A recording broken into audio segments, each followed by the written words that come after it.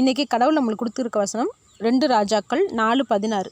அப்பொழுது அவன், ஒரு பிராண உற்பத்தி காலத்திட்டத்திலே ஒரு குமாரனை அணைத்து கொண்டிருப்பாய் என்றான். அதற்கு அவள், ஏது, தேவனுடைய மனுஷனாகிய என் ஆண்டவனே, உமது அடியாளுக்கு அபத்தம் சொல்ல வேண்டாம் என்றாள். இந்த வசனத்தை கொண்டு கடவுளை மட்டும் என்ன சொல்கிறது பார்ப்போம். இங்கே பார்த்தோம்னா ஒரு பெண்ணுக்கு குழந்தை இல்லாமல் இருக்குது. அவளை பார்த்து எலிசா, உனக்கு ஒரு காலம் வரும்போது உன்னோட குழந்தையோடு இருப்பேன்னு சொல்கிறாரு. அதுக்கு அந்த பெண் சொல்கிறா, கடவுளுடைய மனுஷனே, எனக்கு அபத்தமாக பேசாதீங்க, அபத்தமாக சொல்லாதீங்கன்னு சொல்கிறா.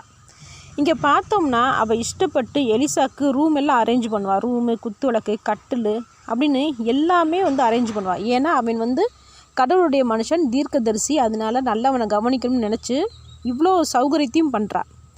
ஆனால் அதே மனுஷன் உனக்கு ஒரு குழந்தை பிறக்கும்னு சொல்லும்போது நம்ப மாட்டேங்கிறா. அது மட்டும் இல்லாமல் அவனை பார்த்து சொல்கிறா, அபத்தமாக பேசாதீங்க ஆண்டவரே அப்படின்னு சொல்லி சொல்கிறா.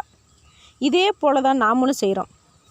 கடவுள் இருக்கிறாருன்னு நம்புகிறோம், பைபிள் படிக்கிறோம், கடவுளுக்கு எல்லாமே செலுத்துகிறோம்.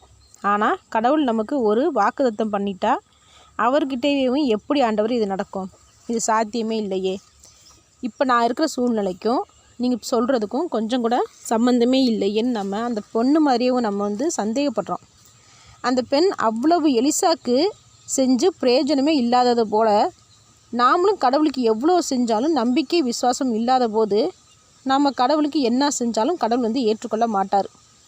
ஆனால் எலிசா சொன்னது போல் அவளுக்கு ஒரு குழந்தை பிறந்துச்சு. அதே போல் தான் நமக்கும் கடவுள் சொன்ன வார்த்தையை நம்ம நம்பாமல் இருந்தாலும் அந்த வார்த்தையின்படி கடவுள் நிச்சயமாக செய்தே தீருவாருங்க.